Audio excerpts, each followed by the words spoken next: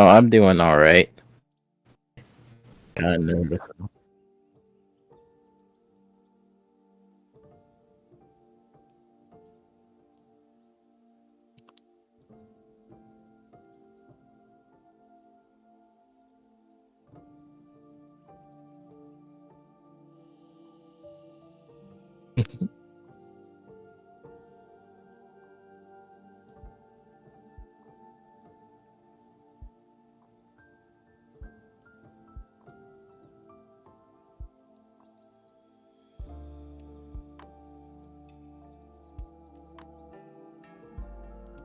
Mm-hmm. Well, let's see. As far as mech series that I've watched and enjoyed, like when I was younger, I watched stuff like the Big O, G Gundam, stuff like that. As far as the type of mechs that are being presented in Positive Calamity Tactics, it's meant to be kind of like a post-apocalyptic scavenger type game where, like, for most missions you're going out and either collecting resources from mechs that you destroy or collecting resources to help a community that you happen to be tied with. So it's not like meant to be like this super, like, how I go about it. It's meant to be more grounded, but there's still some elements that can take it beyond just like a more like military esque mech sort of thing. Like I'm sorry, I'm kind of bad at this. Is um like you're not gonna be firing off like sun destroying lasers or anything like that, but you're not necessarily gonna be limited to like mech sized AR-15s either. Like each mech model has its own unique ability thing that takes it beyond just like what a normal, when I say normal, but you get what I mean. Like a normal mech can do, but it's not meant to be like a super high like power fantasy type deal, if that makes any sense. Mm-hmm. Yeah, I can get that. In that regard, would you say that you already mentioned the Big O, so that gives a bit of a picture. The Big O's was far slower and far more, for lack of a better term, robotic in terms of the way the Mega Deuce worked. Mm-hmm. Would you say that given what you're trying to do, the mechs here are going to have a bit more in common with like uh, BattleTech, for instance, or would that be a bit too slow? Um, I wouldn't say BattleTech. I would say kind of like hmm, hmm,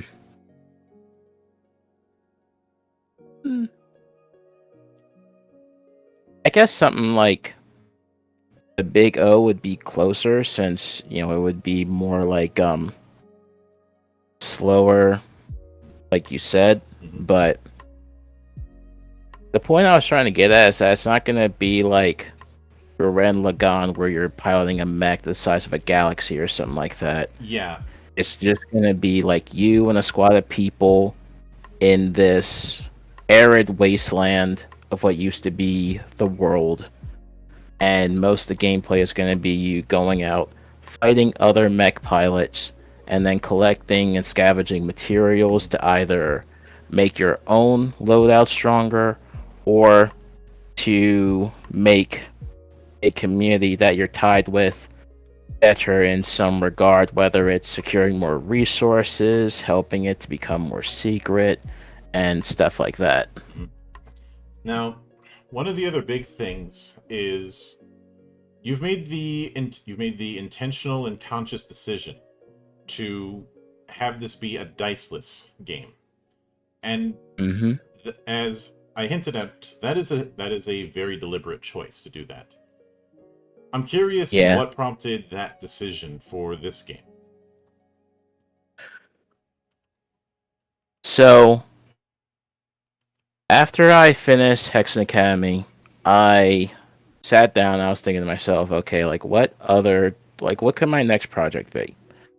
And I've played like a diceless system before, but the ones I've played never really like gripped me as much as they could have, and I'm like, yeah, I mean, why not? Let's see if I can, pull it off. So I decided to test myself, see if I could create a diceless system based off of the diceless systems I've played and read so far. And after a couple of months of play testing, it all just kind of came together.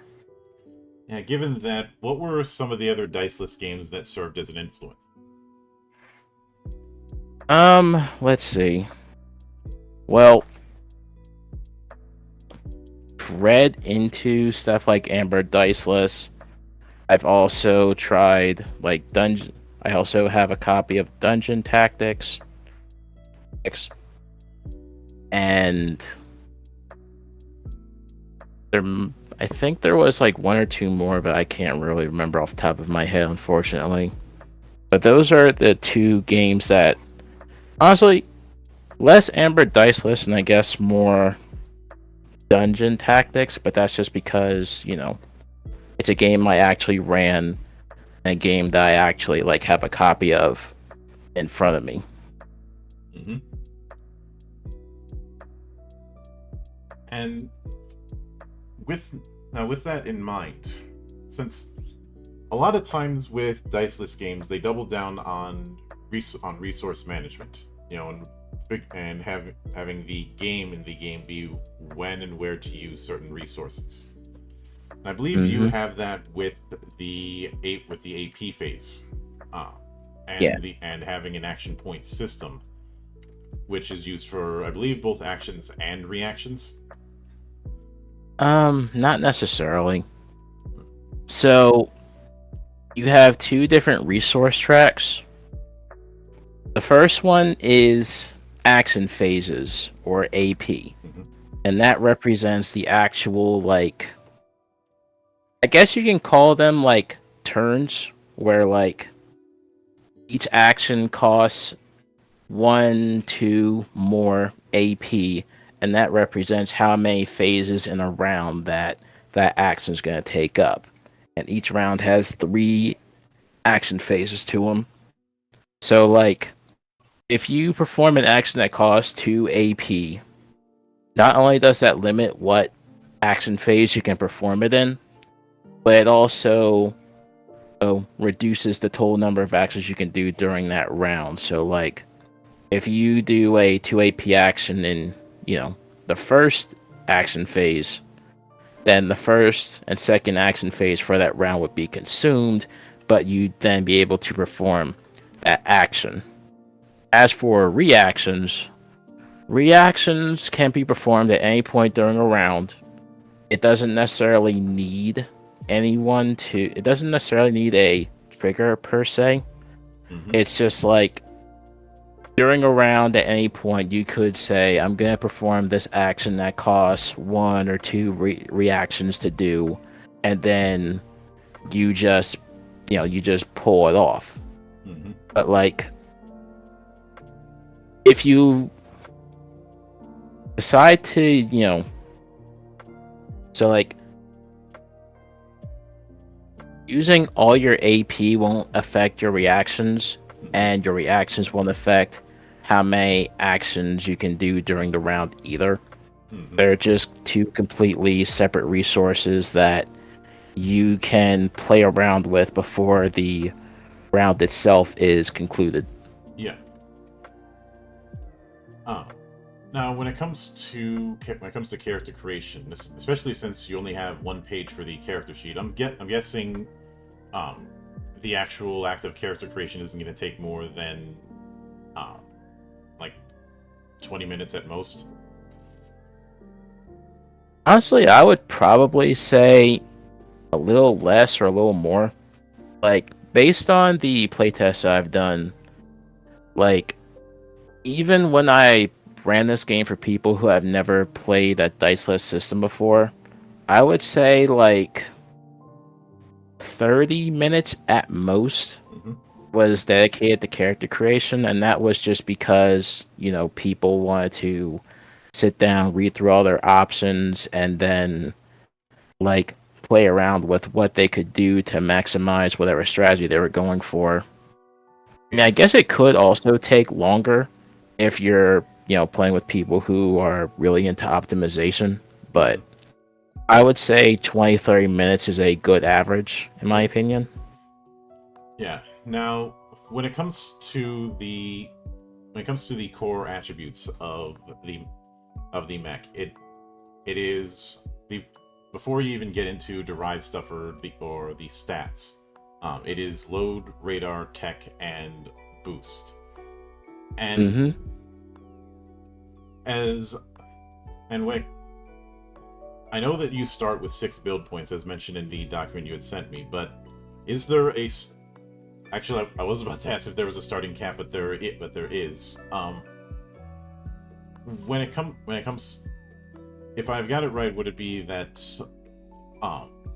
load is going to handle melee, ranged is going to be handled by radar, tech would be handled by is going to handle OS and program, and boost is going to handle things like legs and speed. Given that, how does the attribute play into when doing an action, like determining whether it's easy or more difficult to do that action? Okay, so you are correct. Correct. So load will affect your melee damage, which is also useful if you're planning on playing a mech that's meant to be more like in your face. Radar can affect. Sorry, words.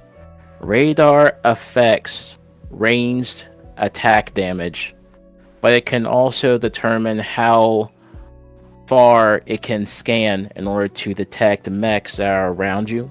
Mm-hmm. Tech affects the duration of programs. So, like, whenever you hack someone and you infect them with a program, the amount of rounds that program is going to be active for is based on the number of rounds. Sorry, it's going to be based off of your tech level. Mm-hmm. So if you have a tech of 4, then they're going to be hit by the program for 4 rounds total. All right. And then boost can influence your RAM, but it also affects your fly speed as well. Like, mechs have a speed value and they have a boost value.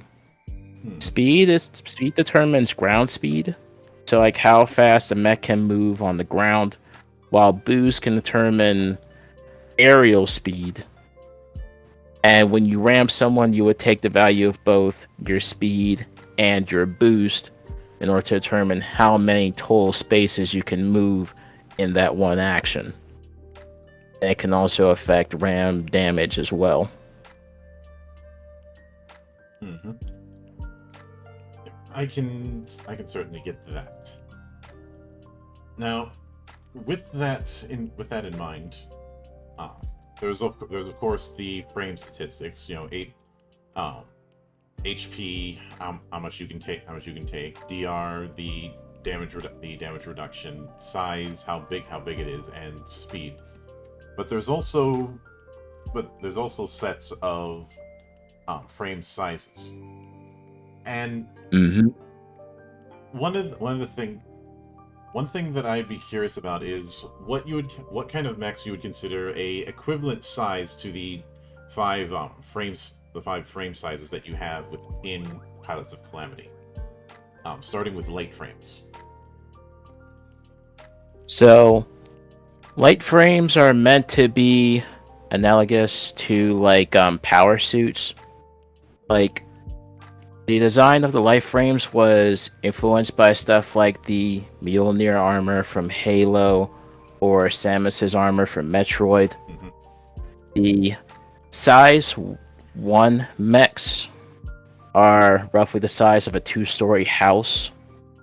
They are big, but they're not so big that you can't like take them into a like city or a town without like we're having to worry about crushing buildings or whatever as you're walking through. So like a Votoms? Yeah, something like that. Alright, and what about size 2 mechs? Which would be heavy frames in this case. Size 2 mechs are meant to be roughly the size of a mansion, and they are like the absolute limit of what can be safely brought into a town without having to worry about collateral as you're just kind of stepping through and walking normally. I'm guessing this is where you'd put the Megaduce type of mechs from Big O. Yeah, I was just about to say that. And then Titan frames, which take a 4x4 space. What would be analogous to those? So, Titan frames are meant to be the size of a skyscraper. So I guess as something like a kaiju or something like that. Or I guess Mechagodzilla to be closer to theme.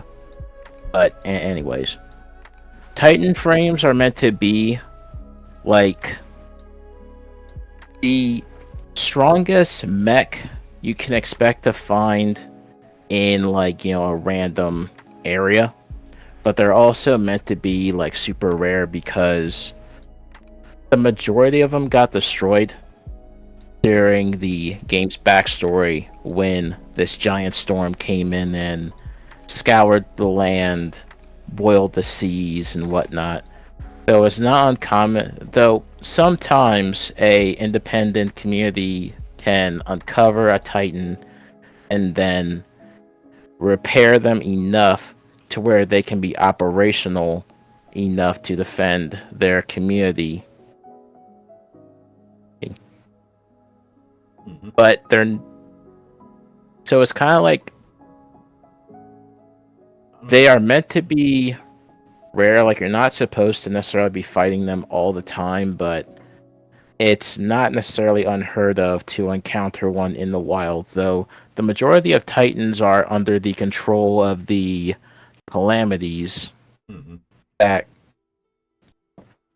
don't necessarily control the world per se, but are the biggest superpower within the world by far just because of how large they are and how effective they are at defending themselves from like enemy attacks. It sounds like they'd be akin to the Titans, some of the standard sized Titans in Warhammer 40k. Whereas it sounds like Calamities, because of the 12x12 things, those would be the size of things like Imperator class Titans, the things that are walking cathedrals to the point where the mini is the size of a small child. So, fun fact. So I'm currently working on the game, right? So some details got changed between when you last saw them and, now. I actually decided to make Calamities bigger just because I felt as though the size 12 was too small for what I wanted to go for. So originally, Calamity frame mechs were designed to be the size of like an aircraft carrier, with the inspiration being something like Dai Garen from Gurren Lagann. But I decided to make it bigger just because you're not really supposed to fight these things. And I felt as though if I made them like absolutely like bonkers in terms of scale, that it would truly sell how like absolutely gargantuan these things are meant to be, especially in comparison to standard mechs. So they aren't size 12s anymore, they're now size 40s.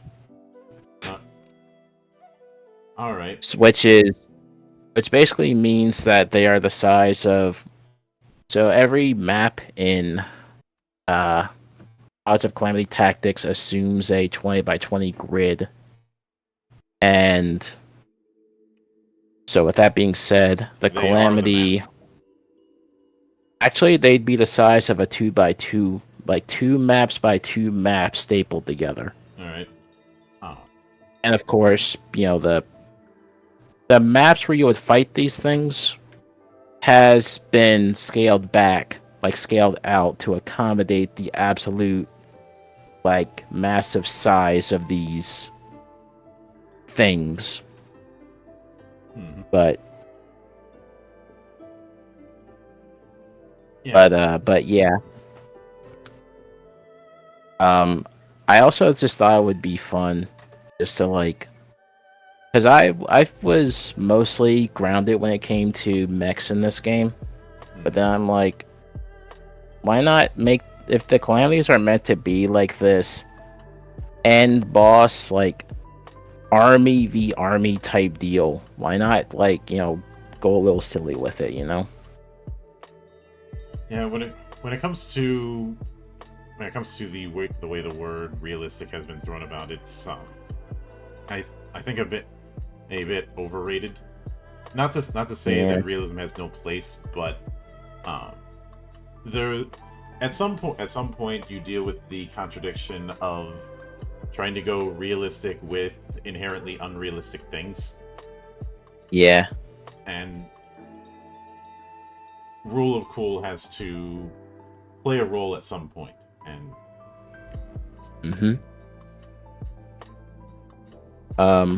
but when it comes to stuff like that, I don't necessarily try to strive for realism. I strive for stuff that is like plausible.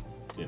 So like, of course, in like a fantasy type game where people can learn magic or whatever, someone twiddling their fingers around and mumbling incantations would be able to shoot a fireball at someone. Mm-hmm.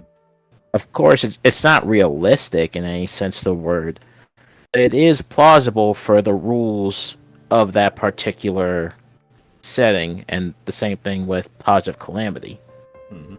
The scale of a Calamity-sized mech would probably not be possible IRL, but considering this is meant to be a like post-apocalyptic setting where the world was like highly advanced before it got devastated by the storm, then yeah, no, it would, I believe it would be plausible for this civilization to have Calamity-sized mechs running around, even if they're not meant to be like super common, just because like how would you even pilot something like this into like a major city without destroying everything in your wake? Mm-hmm. So, or at least I see it. So taking that into account, when it comes to the, I believe that obviously after that, the major thing is the different labels which are going to give it its own leaning. Would mech labels be akin to like different styles of mech manufacturer? In a sense, yeah. Mm-hmm.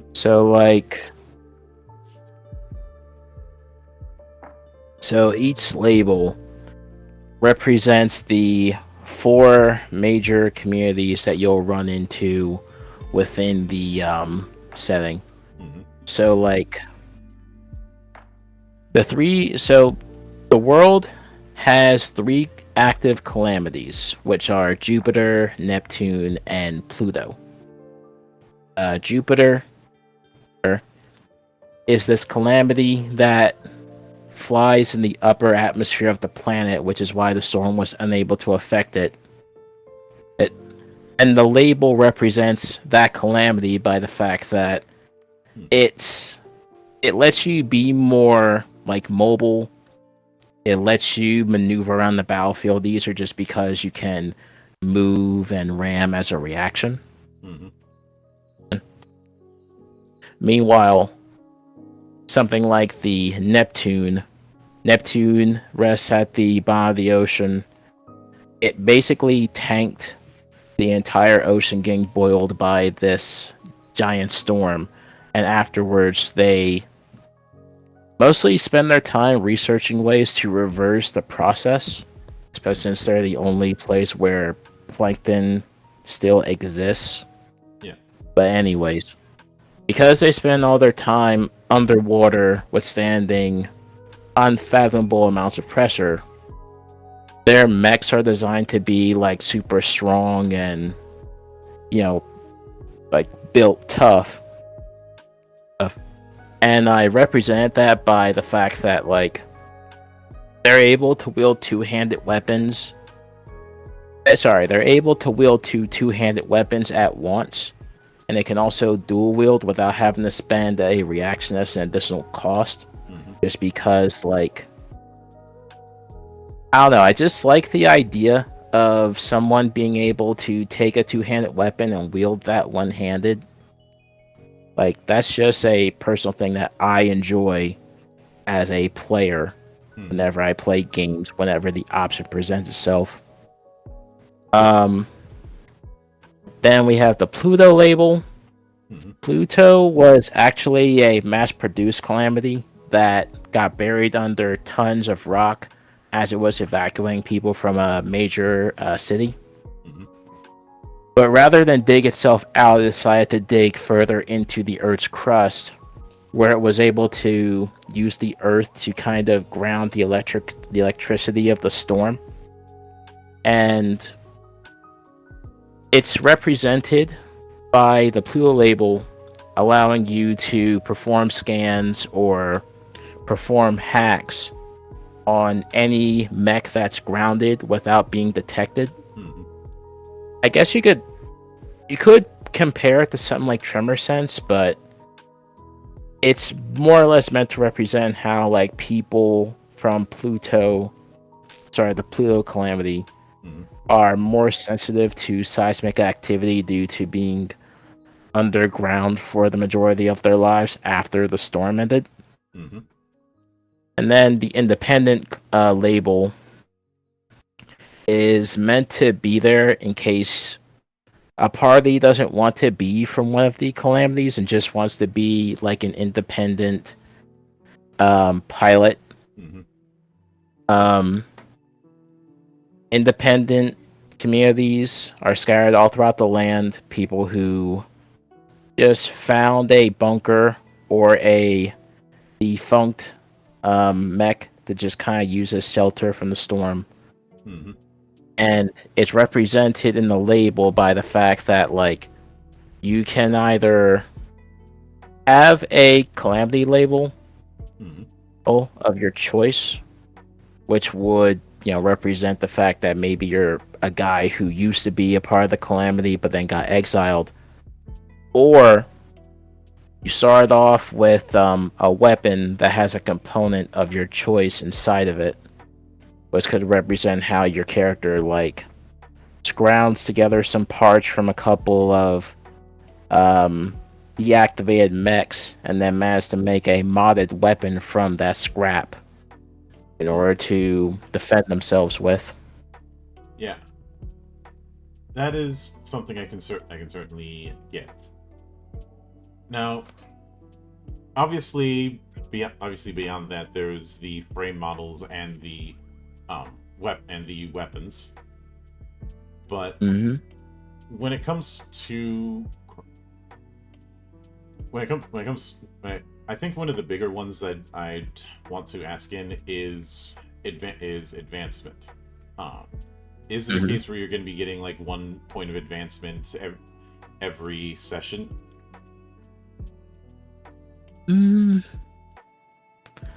Not necessarily. So after every mission, you'll have the opportunity to collect like items from a mech that you defeated, which would be like a component that relates to that model's abilities, a weapon that they had equipped during the mission, a utility item that they didn't use during the fight, or even like download a program from the mech's OS so that now you have access to whatever program that mech had access to, because certain models have their own unique programs to use.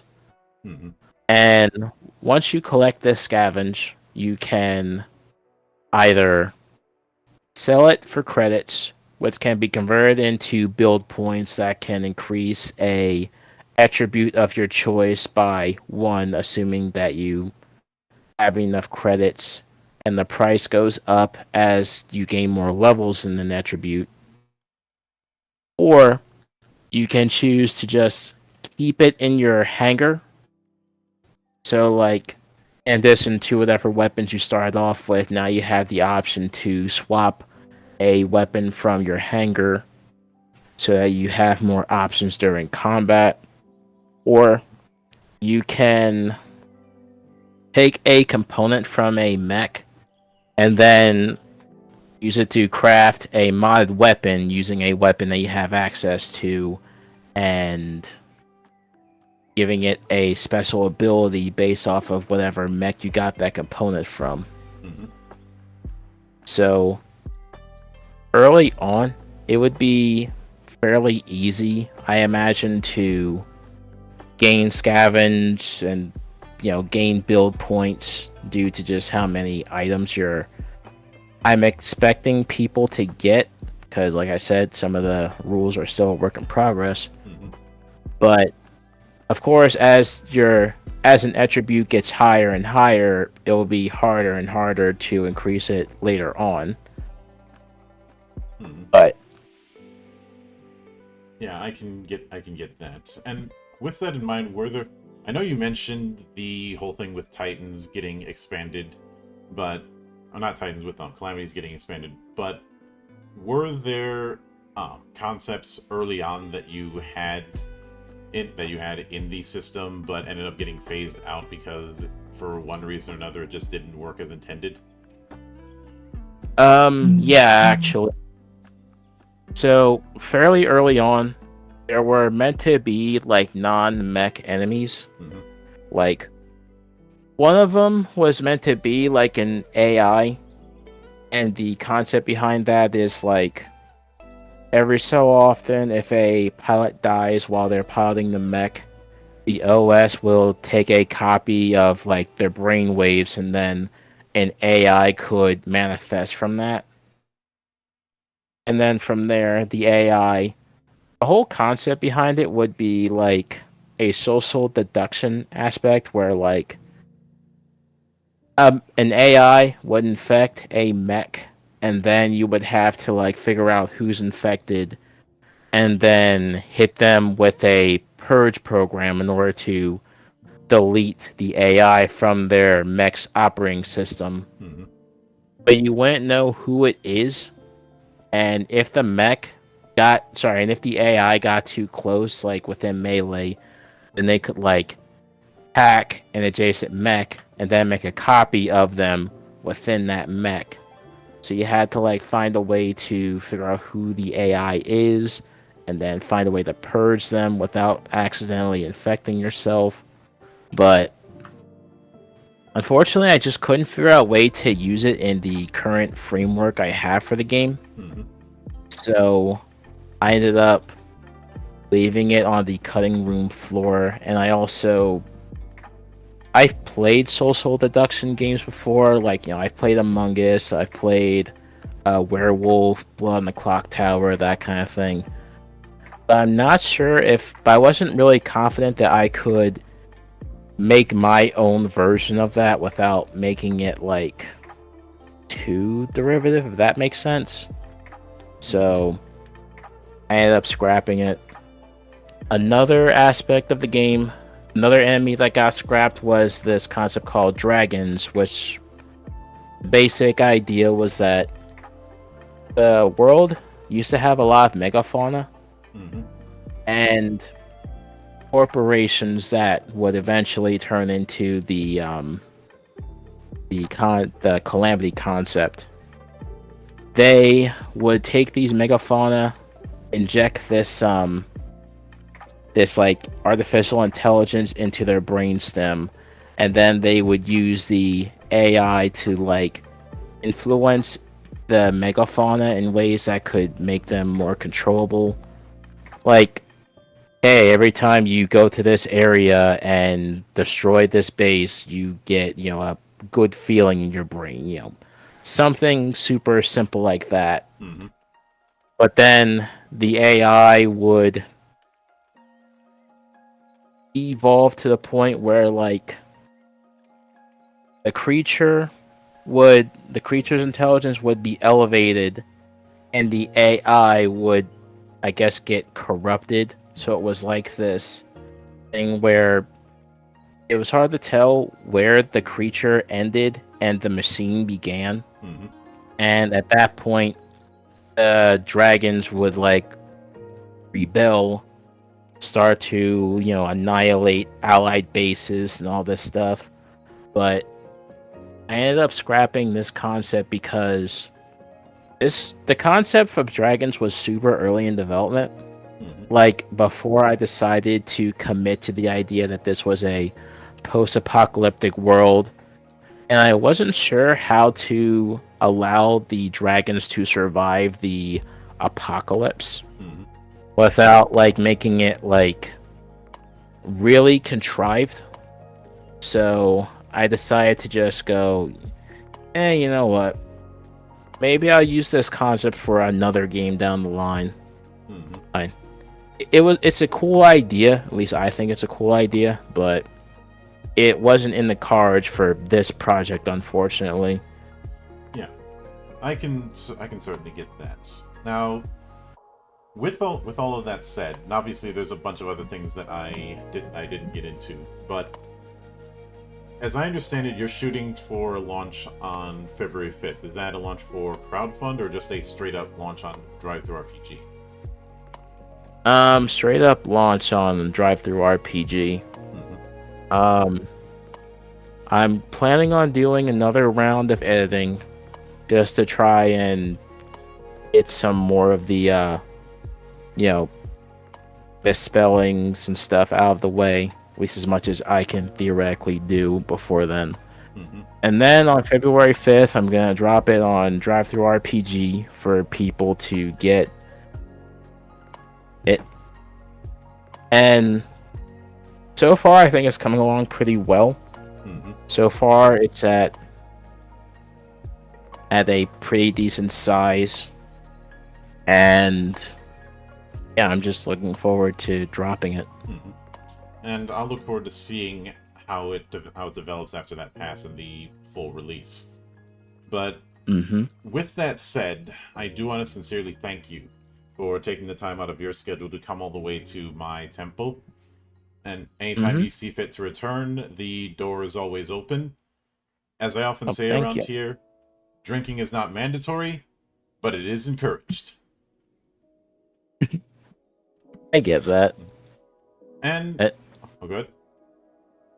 No, I just wanted to say thanks for having me on. Like, I really appreciate it. And of course, a sincere thanks goes out to everyone who took the time out of their schedule to come onto the show and enjoy the madness. And there'll be plenty more where that came from, as there always is here, on the open bar of the internet. But until then, on behalf of the good brothers present and not present, my name is Mildra, I am your gaming monk. Stay fucking frosty, everybody!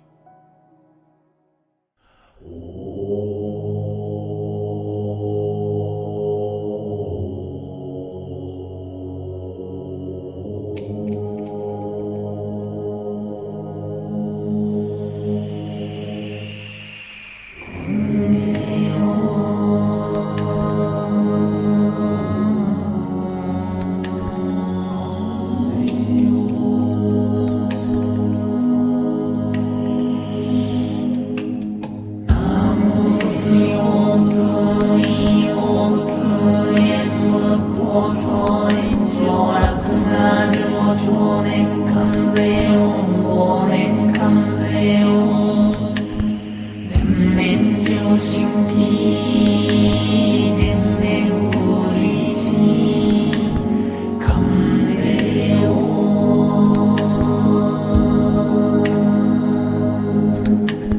ナモ仏用物異用物演武法尊上洛が上長年関税を忘年関税を年々上新規年々売りし関税を